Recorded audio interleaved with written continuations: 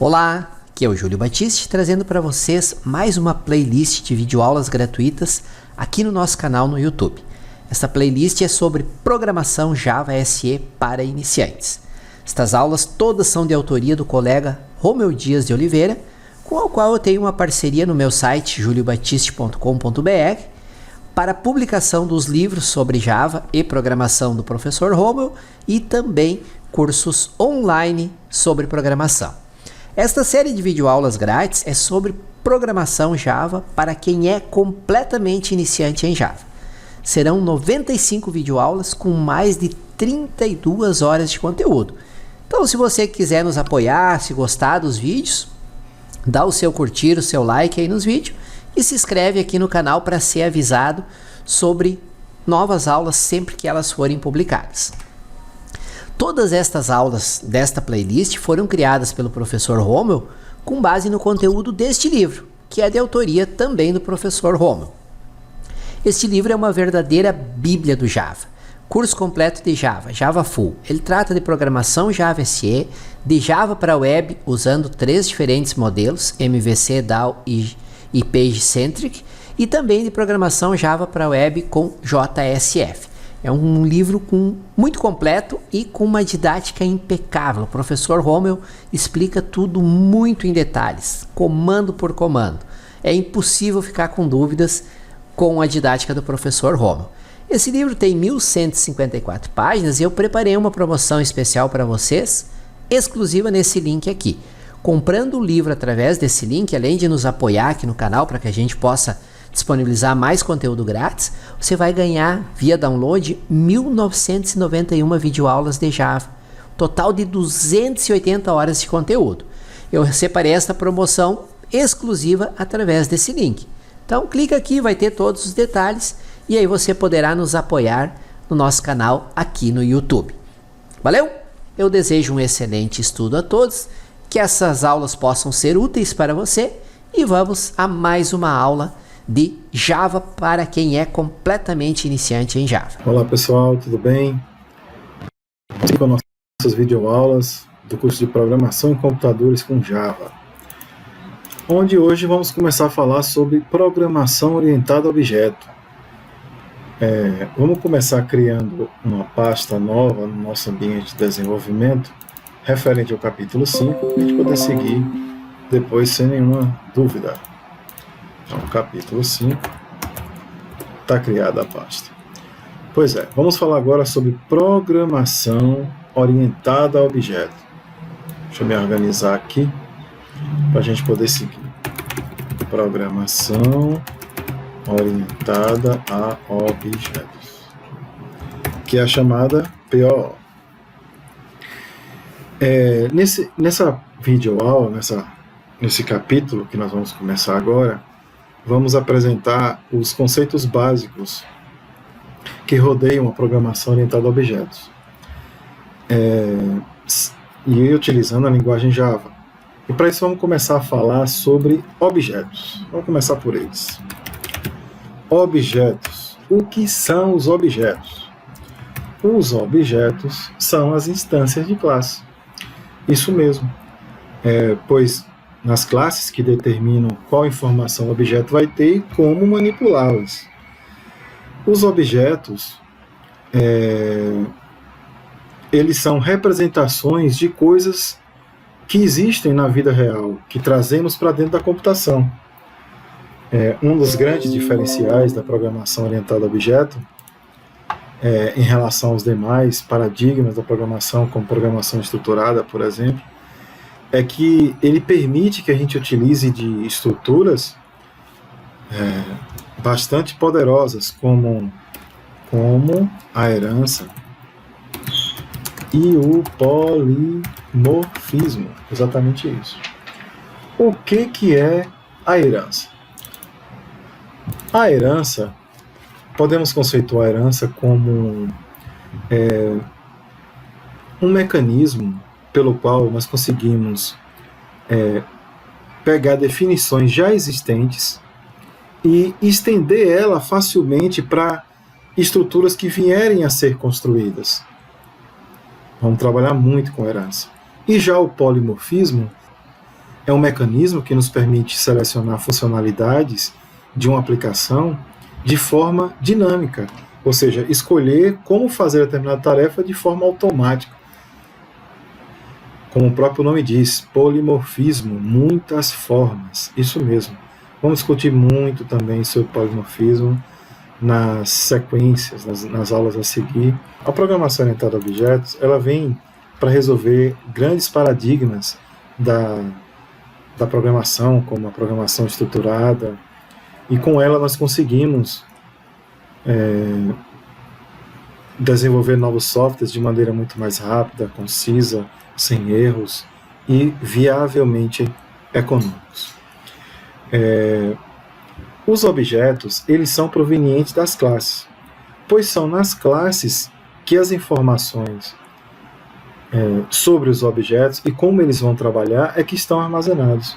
Existem vários tipos de objetos. Temos objetos sobre pessoas, sobre animais, automóveis, sobre vídeos, sobre data e hora. Pois é, a gente pode criar objeto praticamente sobre tudo que existe, tudo que for um substantivo, que recebeu um nome, digamos assim. Podemos representá-lo no mundo da computação. O objeto, ele, digamos assim, que ele é dividido em duas partes. Nas suas propriedades, características, que são chamados atributos, e nos seus comportamentos e ações, que nós chamamos de métodos. Então, tanto seus atributos como seus métodos, eles são descritos nas classes. Então vamos falar um pouco mais sobre as classes. Classes. Especificamente as classes de objetos Java. Uma classe, digamos que ela seja como um padrão, como um modelo a ser seguido para se construir um objeto. Pois são nas classes, como eu disse anteriormente, que nós armazenamos as características dele e como é que ele se comporta em relação a essas características. É nas classes que nós definimos os atributos e os métodos que realizam as ações que os objetos fazem. Uma das formas que nós temos para representar uma classe é utilizando a UML. Deixa eu escrever aqui, UML. A UML é uma forma que nós temos de representar um objeto de uma classe do jeito gráfico. O que é o UML? Então, a sua descrição é Unified Modeling Language. Com o UML, nós conseguimos descrever uma classe graficamente. Olha só esse exemplo aqui dessa imagem que nós temos aqui. Esse é um exemplo de uma classe chamada pessoa. Veja que, por essa figura, já podemos dizer que uma classe, ela normalmente é dividida em 3 pedaços. No primeiro pedaço vem a identificação da classe, que é o nome dela. No segundo pedaço vem os atributos, que são as características, propriedades, como você queira chamar da classe. E, por fim, no terceiro pedaço, vem os métodos, as ações que essa classe realiza. Aqui, nesse exemplo, nós podemos dizer que nós temos 2 atributos, que é um atributo chamado nome, do tipo string, e um atributo idade, do tipo inteiro. E também temos vários métodos, inclusive um método construtor, que comentaremos na instante. Além do método construtor, temos outros e outros métodos que recebem parâmetros. Olha só, esse método setNome, que tem sua identificação como setNome, ela tem um parâmetro chamado nome, que é do tipo string. E já o método getNome, ela não recebe parâmetros, mas retorna um valor, que é do tipo string. Mas o método comer, ele nem recebe parâmetros e nem retorna. Então quer dizer que nós podemos criar métodos de 3 formas. Podemos ter métodos de 4 estilos diferentes, na verdade. Ele pode receber parâmetro e retornar valor. Ele pode receber parâmetro e não retornar valor. Ele pode não receber parâmetro e não retornar valor, e ele pode não receber parâmetro e retornar valor. Então, são quatro formas diferentes de escrever um método. Uma outra característica que nós podemos observar aqui nesse gráfico é que à frente dos atributos e também dos métodos temos esses sinais de positivo e negativo. O que são eles? Eles são os modificadores de visibilidade. Modificadores de visibilidade. Os modificadores de visibilidade podem ser public, private, protected e package. 4 formas de classificar os modificadores de visibilidade de um atributo ou de um método. Quando o atributo é público, na UML é representado pelo sinal de mais. Então, digamos que esses métodos setNome, getNome, setIdade, getIdade, comer, acordar, dormir, são todos do tipo público. Já quando ele é privado, ele tem na UML o sinalzinho de menos. Olha só aqui, ó, menos nome, menos idade. E quando que ele é protected? Protected ele tem uma cerquinha na frente, o sustenido. E package não tem sinal nenhum. Quando que ele é público? Ele é público quando ele está disponível para qualquer parte da aplicação. Privado é quando ele só está disponível para a classe que ele se encontra. E protect é quando o atributo ou o método só está disponível para classes que derivam da classe que contém um atributo de protect.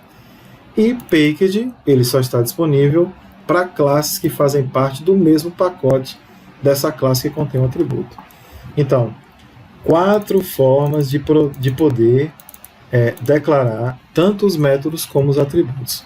Vamos montar aqui agora uma classe para valer, aproveitando esse exemplo. Vamos chamar aqui o nosso modelo de classe. Beleza. Olhe bem, no modelo de classe, você pode ver que esse modelo que nós vemos trabalhando até então, ele já está pronto para executar uma aplicação, que ele tem o método main. Então, se ele não tem o método main, ele não pode ser executado pela JVM. Ele precisa de outra classe que tenha o método main. Vamos criar uma classe modelo, chamar da pessoa, isso mesmo. Ela é realmente um modelo.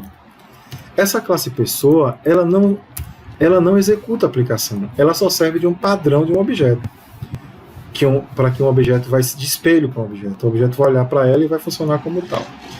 Então, podemos concluir inicialmente que uma classe ela é dividida realmente em 3 pedaços. Na primeira parte, nós declaramos o identificador. Olha para cá, ó. Como foi que nós começamos a nossa classe? Começamos a classe definindo isso aqui. Então vamos lá. Deixa eu fazer aqui um comentário multilinha para a gente descrever. Aqui é o que? A primeira parte da classe. Na primeira parte da classe, o que nós fazemos? Declaramos a classe. Veja só, que eu fiz uso de um qualificador de acesso. O qualificador de acesso, isso mesmo, deixa eu escrever aqui embaixo, é diferente do modificador. Qualificador de acesso. O qualificador de acesso de uma classe, ele pode ser public ou package. Então, quer dizer que uma classe como essa, se ela for public, ela funciona na aplicação inteira. Se ela for package, ela só roda naquele pacote que ela tiver. Beleza, simples assim. Então, essa classe que nós estamos declarando, ela é tipo público e é uma classe chamada pessoa. Então, quer dizer que na primeira parte de uma classe, o que a gente faz? Declaramos o identificador da classe. Tá feito. Na segunda parte, deixa eu fazer outro comentário multilinha, deixa eu abrir ele aqui, e dentro dele eu vou descrever. Na segunda parte, o que é que nós fazemos? Declaramos os atributos. Isso mesmo, aqui, ó, segunda parte. Então, aqui eu vou declarar os atributos da classe. Que ele vai ter um atributo all menos aqui na frente. Se ele tem um menos, ele é privado. Então, vamos lá. Private, do tipo string, chamado nome.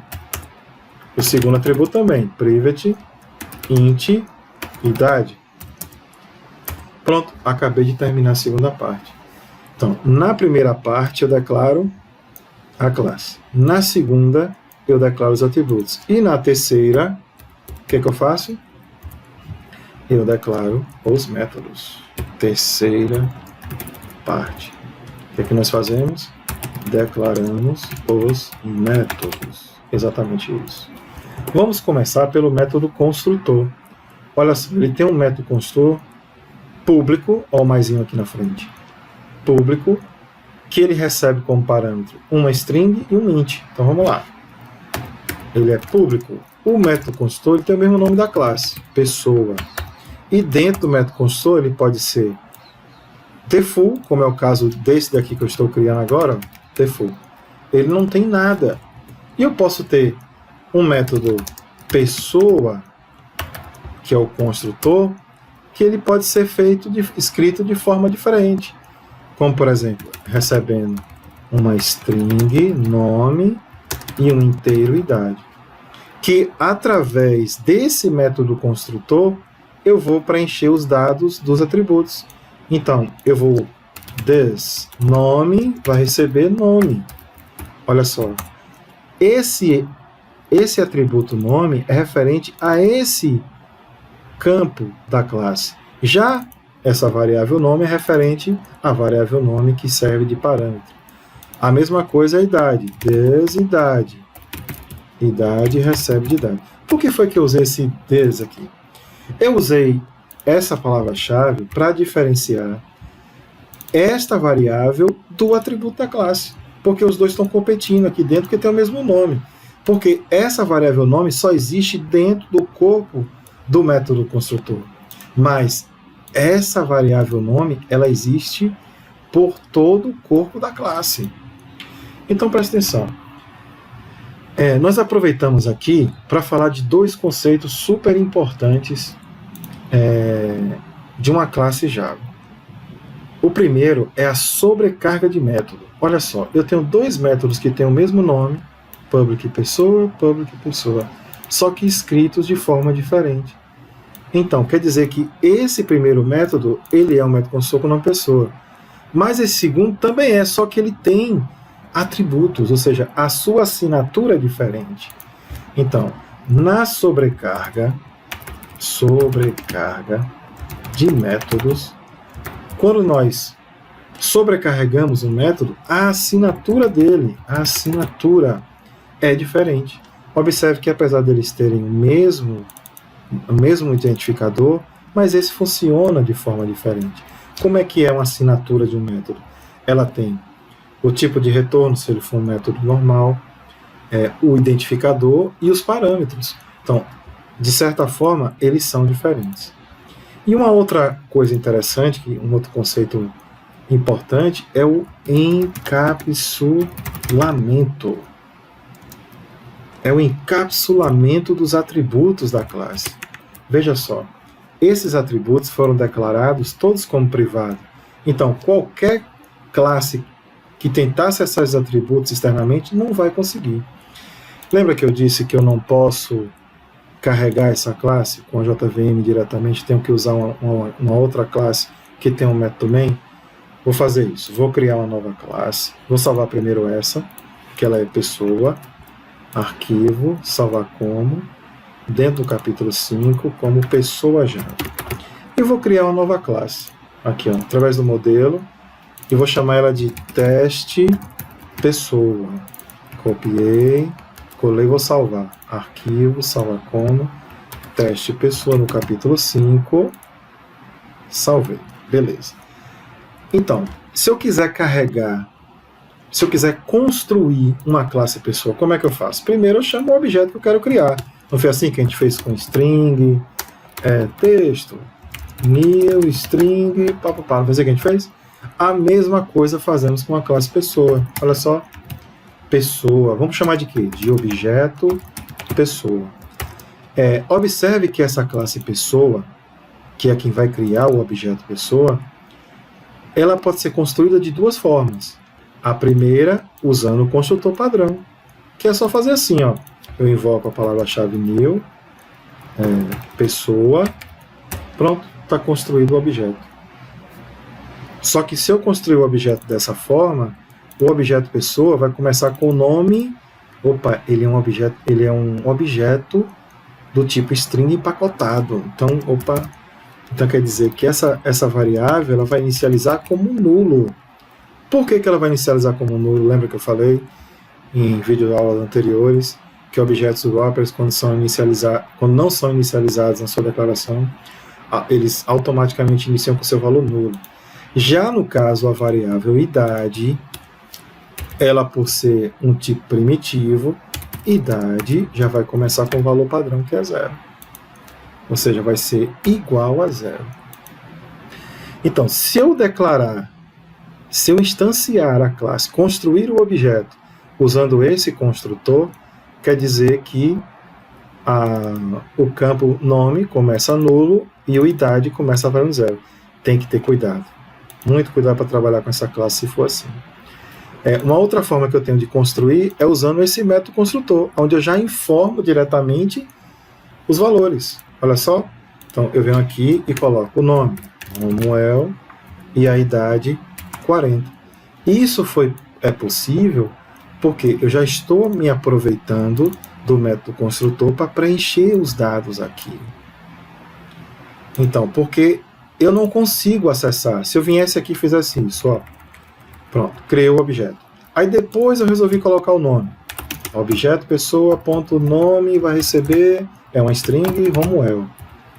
Vai dar pau, não vai aceitar. Por quê? Porque esse campo do objeto, esse atributo dele, está como privado, não consegue ser acessado de fora da classe pessoa. Ou seja, daqui de fora eu não consigo. Eu tenho que ter um acesso externo, porque o valor está encapsulado lá dentro. Eu não consigo ter acesso a ele, só através de métodos de dentro da classe pessoa. Um deles é o construtor. Então, quando eu venho aqui e coloco o nome da pessoa, Romuel, e a idade, eu já estou fazendo uso, sim, do encapsulamento. A classe não me permite acessar esses atributos de outra forma que não seja por aqui. Opa, mas aí é que entra outro conceito interessante, que além da sobrecarga de método e do encapsulamento, nós temos os métodos getters and setters. Os métodos getters and setters também são chamados de métodos de acesso aos campos de uma classe. Eu vou diminuir isso aqui, para não ficar muito grande aqui o código na tela da gente. Então, vou criar aqui, só vou identificar que são métodos construtores. E aqui são os métodos getters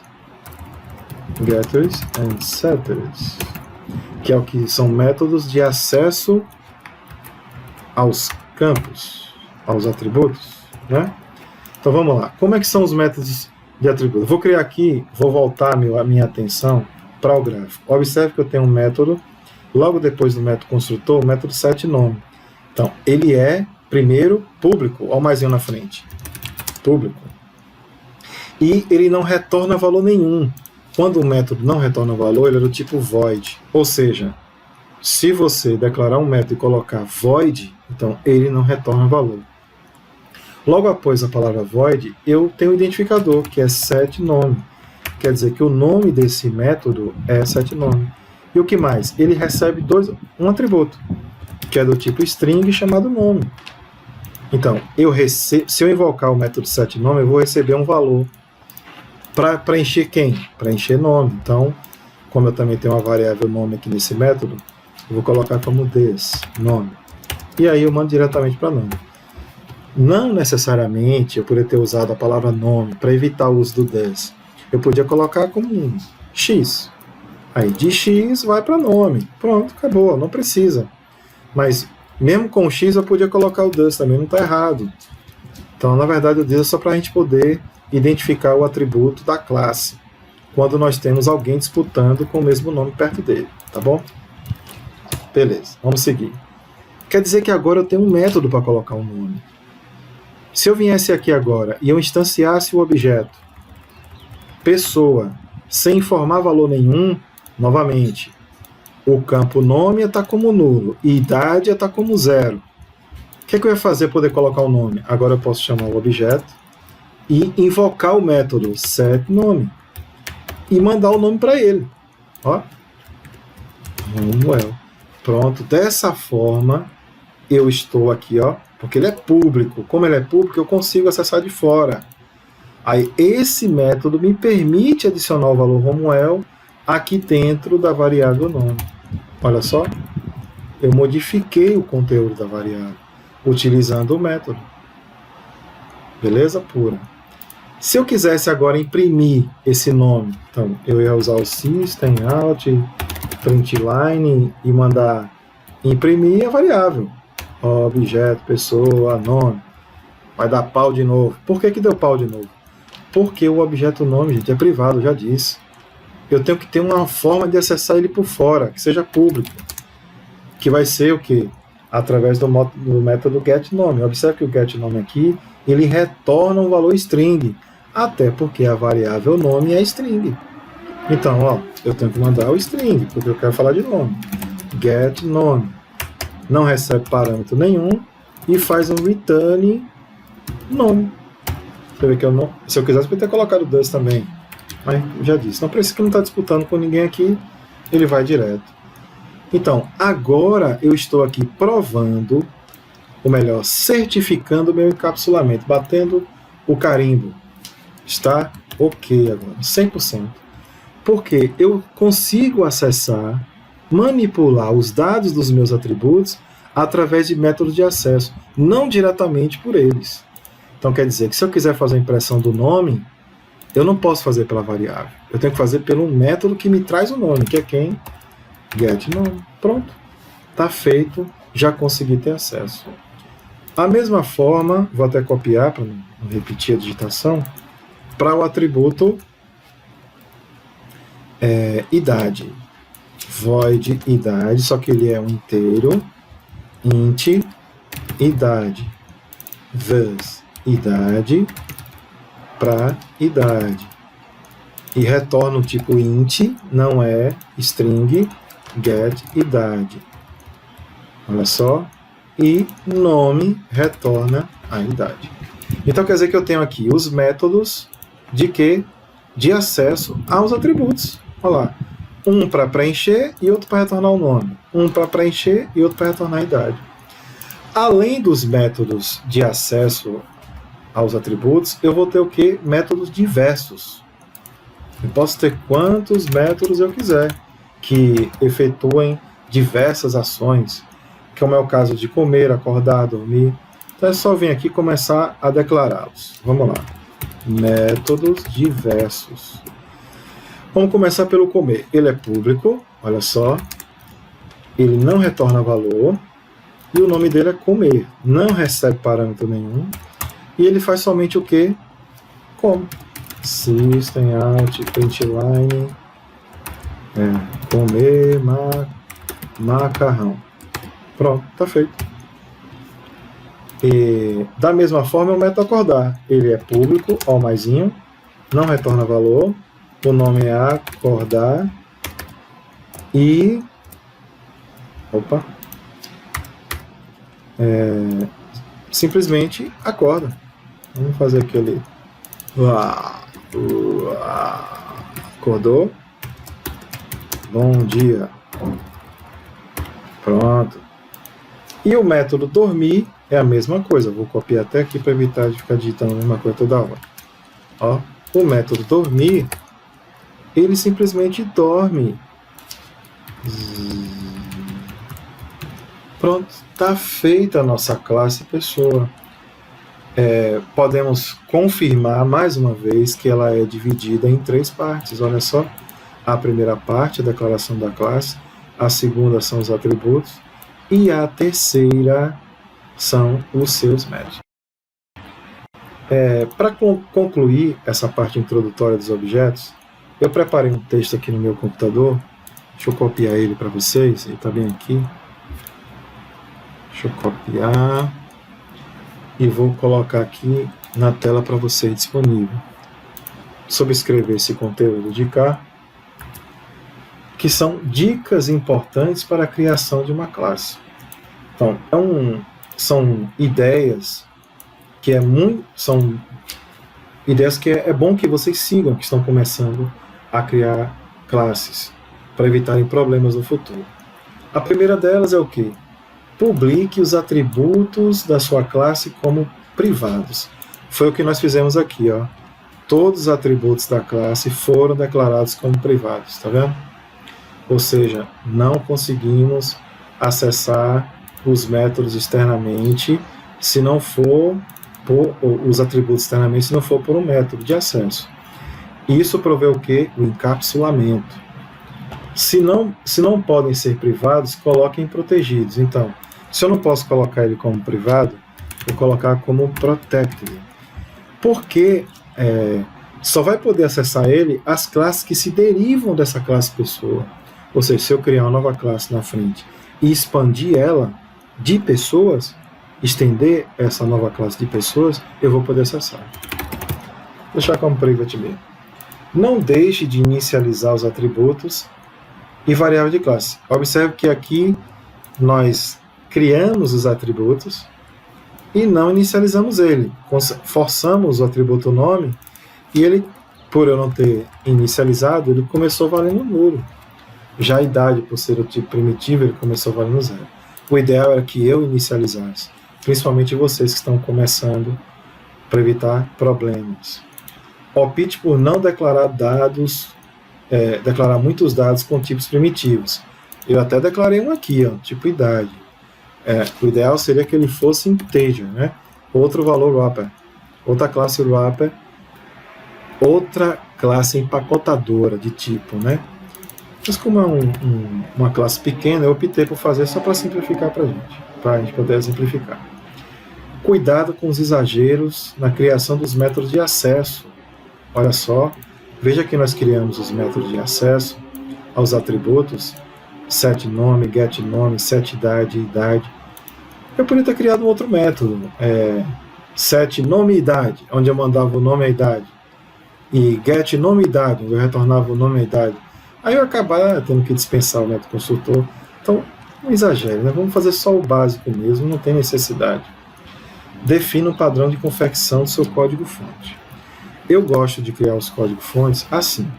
Primeiro, venho documentando informação e tal, e sempre eu começo declarando os atributos. Depois eu faço os métodos construtores. E depois eu faço os métodos que vão trabalhar. Tem gente que gosta de colocar os atributos no final, o método construtor no meio, então vai da pessoa. Então defina o seu padrão de criação. Segmente a estrutura, foi o que a gente fez aqui, ó. Veja que essa classe ela é totalmente segmentada. Primeiro vem os atributos, depois os construtores, depois os métodos get e setters, e por fim os métodos diversos. Está bem dividido. Documente tudo, exatamente o que está acontecendo aqui, ó. Muito comentário para me ajudar a entender o que eu estou fazendo. Use o ML. Algumas empresas até exigem que, junto com a documentação da classe, você inclua o gráfico ML dela. Não é ruim, não. É importante fazer. Não é uma obrigatoriedade. Se alguém lhe pedir, mas é bom que você faça também. Declare os atributos e métodos com nomes significativos. Pois eu como estou criando uma classe que se refere à pessoa, resolvi colocar o nome de pessoa. Imagine se eu colocasse o nome do atributo como XYZ. Cara, dá trabalho eu descobrir que XYZ se refere ao nome. Então por isso que é bom colocar uma coisa que a gente sabe do que está se tratando. É igual aqui. Get nome, está pegando o nome. Set nome, está colocando o nome. Comer, ele vai comer. Acordar, você vê que realmente é de acordo com a ação que ele está fazendo. Então é isso, gente. Aqui nós terminamos essa videoaula introdutória sobre classes, sobre objetos, sobre programação orientada a objetos, e teremos muito nas próximas aulas a seguir sobre esse tema. Foi um grande prazer. estarmos juntos e até a próxima aula. Um grande abraço. Tchau, tchau. Que bom que você assistiu o vídeo até o final. Espero que ele tenha sido muito útil, tenha te ensinado algo novo sobre Java. E fique acompanhando por aqui, porque serão 95 videoaulas desta playlist, com mais de 32 horas de conteúdo de programação Java SE para quem é completamente iniciante em Java. Reforço a lembrança de que todas essas aulas foram criadas, gravadas pelo professor Romuel, que também é autor desse livro aqui. E as aulas foram gravadas com base no conteúdo do livro, tanto teoria quanto os exemplos práticos que estão nas aulas, nessas vídeos, são exatamente o que está aqui nesse livro. E claro que esse livro tem muito mais do que o que está aqui nessas videoaulas. É a nossa Bíblia da Programação Java, curso completo de Java, Java Full, completo, prático e atualizado. Ele aborda a programação Java SE, que é o assunto dessa série de 95 videoaulas, e tem muito mais exemplos no livro, e também aborda a programação Java para a web, usando 3 diferentes modelos, PageCentric, MVC e DAO, e ainda aborda também Java para a web com JSF. É um livrão com 1154 páginas. E preparei para vocês uma promoção exclusiva para quem quiser dar uma força para nós e comprar o livro através deste link aqui. Comprando o livro através desse link, além do excelente desconto, frete reduzido, você vai ganhar de bônus, via download, 1991 videoaulas de Java. Mais de 280 horas de conteúdo de Java. Neste conteúdo aqui tem até um módulo completo sobre como criar um emissor de nota fiscal eletrônica e emissor de cupom fiscal com Java. Só os bônus aqui valem mais de 10 vezes o que você vai pagar pelo livro. Então, se quiser nos dar uma forcinha, acesse esse endereço aqui, tem todos os detalhes lá e adquire o livro e ganha as 1991 videoaulas de bônus. E para finalizar, sempre dê uma força aí no canal, né? Se inscreva no canal, ativa o sininho, aí vocês vão ser avisados sempre que um novo vídeo for publicado. Tiver dúvidas, críticas, sugestões, elogios, utilizem o campo comentários que está abaixo do vídeo e me ajudem na divulgação dessa série de 95 videoaulas de programação Java para quem é completamente iniciante em Java. Quanto mais divulgação, mais acessos, mais eu me empolgo e mais vídeos eu trago aqui para compartilhar com vocês. Valeu, obrigado por terem ficado até aqui e até a nossa próxima videoaula sobre programação Java SE para quem é completamente iniciante em Java.